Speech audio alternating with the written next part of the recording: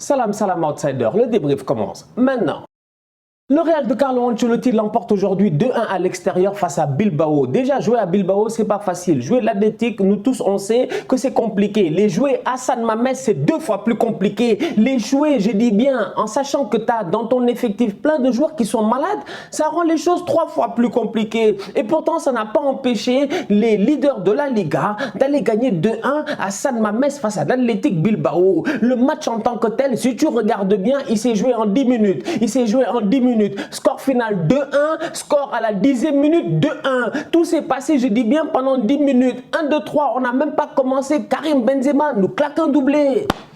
Il n'a pas marqué pour son anniversaire. On était un peu déçus parce qu'on pensait qu'il allait marquer pour fêter son anniversaire. Il lui a fallu quelques jours, je dis bien, pour digérer cela. Il est arrivé aujourd'hui. Il ne nous a même pas donné le temps de respirer, le temps d'allumer notre télé, qu'il avait déjà claqué un doublé. Et parmi les 2 buts qu'il a mis, il y en a un, franchement, il est sensationnel. C'est le premier.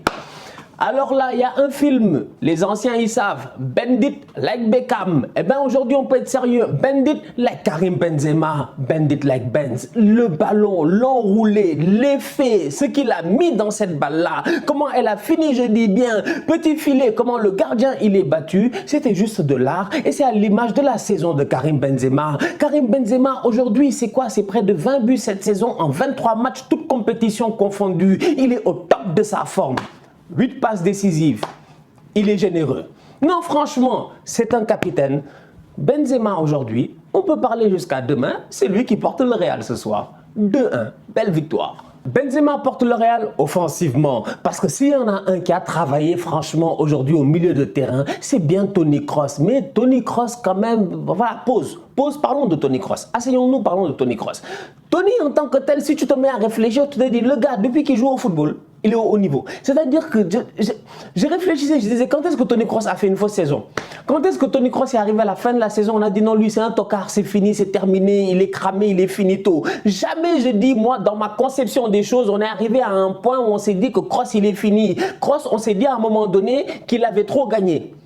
Que l'arrogance allemande avait fait qu'il n'en voulait plus, je dis bien, de gagner. C'est-à-dire que Kroos n'avait plus cette envie-là en tant que tel. Mais ça a duré quelques mois, franchement, on va être très sérieux. Parce que Toni Kroos, c'est un gars sérieux. Oui, on peut parler jusqu'à demain par rapport à certaines de ses frasques. Moi, à un moment donné, il m'a énervé. Quand il a parlé de Pierre-Emerick Aubameyang, en disant qu'Aubameyang, quand il célébrait avec le masque, etc., c'était enfantin et tout, alors qu'Oba, il disait qu'il faisait ça pour ses enfants, et que Grisou aussi, quand il faisait certaines célébrations, c'est pour ses enfants. J'avais trouvé que Toni Kroos, il ne s'était pas géré. Mais mis à part ces petits trucs-là, qui ne sont pas très importants, qui sont des avis qui sont personnels, extra-sportifs, on va être très sérieux. Toni Kroos sur un terrain de football, c'est un top player.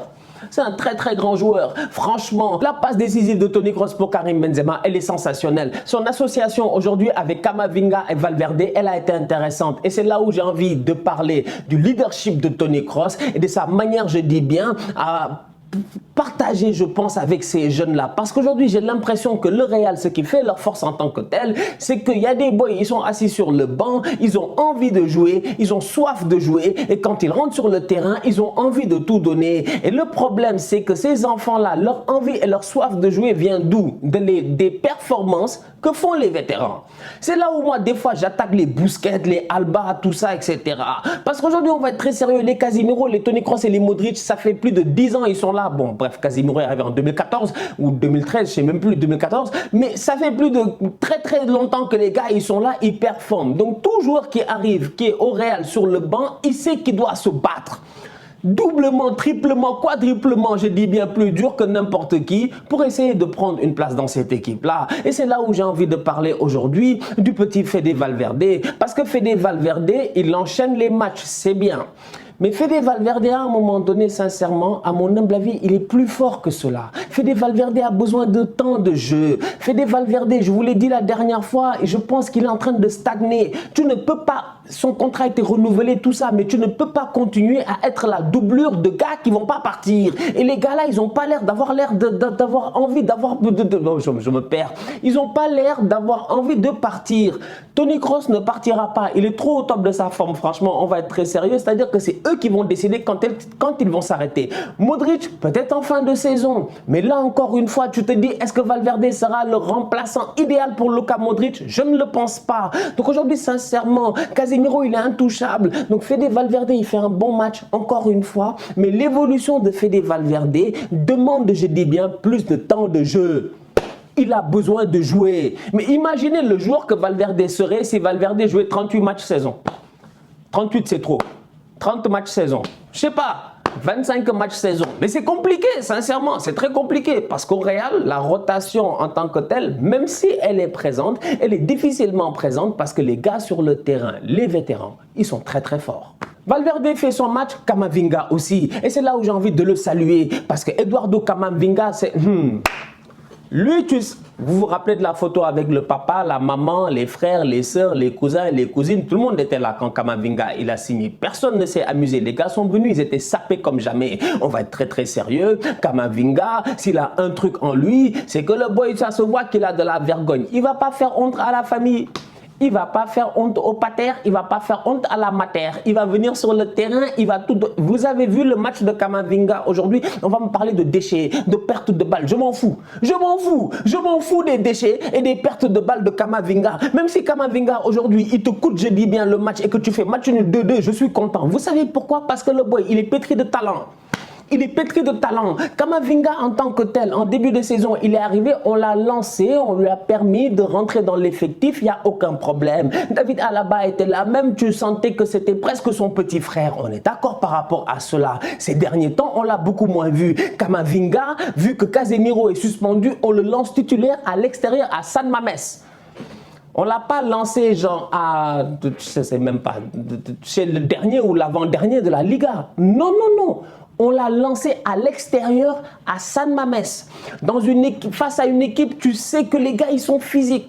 Ils vont te blesser, ils vont te fatiguer. Et aujourd'hui, Camavinga, il est là, je dis bien, mais désinvolte. Lui, il s'en fout en fait des boys de Bilbao. Il est là sur le terrain, il fait son match. Il perd des ballons, c'est des choses qui arrivent. Il est très très jeune, il a une marge de progression qui est énorme. Mais moi, ce qui m'intéresse, c'est le fait que le gars, il est insouciant. Je me dis, lui, c'est un fou. Camavinga, il fait des tacles dans les pieds des gars. Il y a eu une action en fin de match. Iñaki Williams, si Camavinga ne fait pas le retour pour essayer de le déranger un tout petit peu, parce que lui, c'est un fou, Camavinga. Il met son pied dans des endroits où tu te dis, ouais, il va prendre carton rouge. Mais il réussit à toucher le ballon. C'est ça, Camavinga, aujourd'hui. Et sincèrement, cette fougue-là, en tant que telle, à mon humble avis, il ne faut pas la canaliser. Il faut la laisser, je dis bien, aller. Laissez-le jouer. Il faut laisser les enfants être eux-mêmes. Franchement, c'est-à-dire que les gens aiment trop, ouais, non, Camavinga, il a perdu un ballon, c'est-à-dire que non, il n'a pas été prêt. Mais c'est un enfant, c'est un gamin, franchement, c'est un gamin qui joue au football dans un stade à l'extérieur. C'est compliqué. Dans un club où tu sais que les gars, ils performent chaque week-end. Donc tu sais que quand tu as ta chance, tu ne dois pas te foirer. Pour moi, Camavinga, il a fait un très bon match. Franchement, un match de guerrier, un match, je dis bien, qui laisse prévoir des choses très intéressantes pour l'avenir. En toute honnêteté, gardez un œil sur ce boy-là. En plus, il a du swag. Non, il est frais. Pop, pop, pop, il est frais. C'est-à-dire, il est venu aujourd'hui. Camavinga, il nous dit déjà, Camavinga, lui, il a juré, il ne va pas mettre les bas hauts. Il met les bas bas. Lui, c'est les Alexander Leb. Bon, ça, il n'y a que les anciens qui connaissent. Bon, c'est comme les Jack Grealish, quoi. Tu vois, les gars qui mettent les bas ici, là. Tu vois, les demi-bas, les bas chaussettes. Les Emile Smith Rowe, bah c'est ça Camavinga, mais en plus de ça c'est un 6, mais ça fait en fait doublement plaisir, tu le vois sur le terrain, il est trop frais, il a quelque chose, franchement il a quelque chose. Pour moi Camavinga aujourd'hui dans le contexte des suspensions, du Covid et de tout ce qui s'est passé, lancer Camavinga dans un match comme ça, comme je dis, qui n'est pas un match facile, un match important dans la course au titre, le lendemain où tu te rends compte que Séville n'a pas réussi à battre le Barça et que tu peux carrément prendre un peu d'avance sur Séville avec un match en plus, pour moi, Camavinga, top performance de sa part. Vinicius, ça fait 2 matchs. Vini, ça fait 2 matchs. Vini, ça fait 2 matchs. Vini, ça fait 2. Vini, Vini, 0 tir. Mais il n'a rien foutu. Il n'a rien foutu. Il n'a rien foutu. N'essayez même pas de discuter avec moi. N'essayez même pas. C'est mon boy Vini. C'est mon Vinicius. Ne parlez même pas avec moi. Mais Vini n'a rien foutu aujourd'hui. Mais Vini frappe. Mais Vini tente. Mais Vini, à part se battre, essayer de se battre, faire le guerrier, j'ai bien aimé l'attitude. Ça, c'est important. Tu sens qu'il a pris confiance. Même pas il commence, il a confiance en lui. Tu sens qu'il est en pleine confiance, il n'y a aucun problème. Mais je m'attends quand même à ce qu'il soit dangereux sur le terrain. Aujourd'hui, c'est Karim Benzema qui a été au top. Vinicius n'a pas été au top. Eden Hazard, il était à côté. Il s'est géré. Il s'est géré, il aurait dû marquer. Miskin, bon, ça va être compliqué avant qu'il marque, il aurait dû marquer. Mais Eden Hazard, ouais, il faut s'habituer au nouveau Eden Hazard. Il faut s'habituer au nouveau Eden Hazard. Moi, c'est ça que j'ai envie de dire parce que, je sais pas, des fois, il colle trop les Benzema là. J'ai envie de dire, mais décolle-toi, colle la ligne, fais quelque chose. Mais s'il colle la ligne, il ne va pas courir. Il ne peut pas courir. En première mi-temps, il a essayé de courir. Hazard, il essaie de courir après le défenseur. Il a trébuché tout seul en fait. Je ne peux même pas comprendre en fait comment est-ce que l'autre il court, c'est Hazard qui tombe en premier. C'est-à-dire que comment Hazard il tombe? Les pieds du gars sont devant toi. C'est pas tu cours, on t'a touché de derrière, tu tombes. Non, c'est que toi tu poursuis quelqu'un et tu tombes. Il y a un problème franchement. Eden, gère-toi. Donc voilà, il n'a pas fait un mauvais match, mais il n'a pas été décisif. Voilà. Carlo Ancelotti s'en sort, les Madrilènes ont fait le dos rond en fin de... Même durant toute la deuxième mi-temps, presque, quand ils ont fait le dos rond, ils n'ont pas fait une superbe deuxième mi-temps. Ils ont été plutôt dans la gestion. Ça lui a pris du temps, je dis bien, avant de faire des changements. Et quand il a fait les changements, les boys qui sont rentrés, ils ont été pertinents. Le boy Peter, là, il est pas mal, hein, Peter. Il est rentré vite fait, il a failli faire une passe décisive. C'est dommage. Toni Kroos a failli même marquer un troisième but. Bon, voilà, c'est des choses qui arrivent. L'essentiel pour le moment, c'est que ce Real-là, en tant que tel, continue sur sa lancée. Il continue sur sa lancée. C'est un Real qui ne connaît plus la défaite. Ça fait 15 matchs, ils n'ont pas perdu. C'est incroyable. On se capte en 2022 avec ce Real-là qui est sur une série, comme je dis, de 15 matchs sans défaite. Et dans les 15 matchs, je pense qu'ils n'ont que 2 matchs nuls. C'est juste extraordinaire. Cette équipe-là est en train de travailler. Elle travaille bien. Et malgré en ce moment les blessures, les cas Covid, etc. et même des portées disparues. Moi, je dis, Gareth Bale, il est où? Des fois, tu regardes, tu dis c'est le Real, mais Gareth Bale, il est où? Il joue encore au foot, je comprends pas. En fait, je comprends pas. Franchement, les gars, ils quittent l'infirmerie, après ils attrapent le Covid. Ils sont guéris du Covid, après ils retournent à l'infirmerie. C'est-à-dire que quand est-ce qu'entre les deux, il y aura transition, on va voir Gareth Bale sur un terrain de football? Pas des questions à se poser. 2022 arrive, j'ai hâte de voir ce que ça va donner. La famille, on se capte très bientôt pour un nouveau débrief. D'ici là, on continue à liker, on continue à partager. On s'abonne, on est ensemble, on reste en santé. Tous outsiders.